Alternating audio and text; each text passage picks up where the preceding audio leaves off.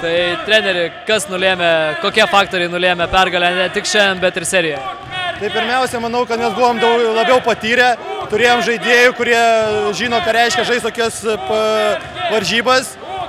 O kitas dalykas, tokiuose varžybose ketvirtfinaliai, kur viskas taškas į tašką, tai čia yra tik tai komandinė valia ir kiaušiniai, kaip sako, geriausi treneriai.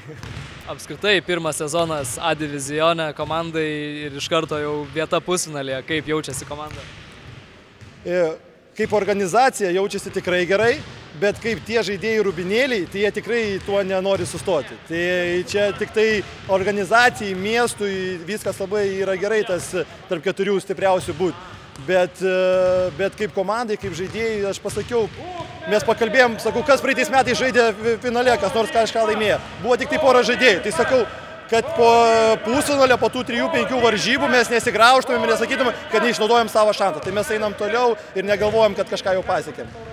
Kaip manot, galėjo turėti įtakos tai, kad serija pradėjo, kai jūsų atkrintamosios prasidėjo tik nuo ketvirtfinalio, varžovai aštuntfinalį turėjo gan sudėtingą seriją?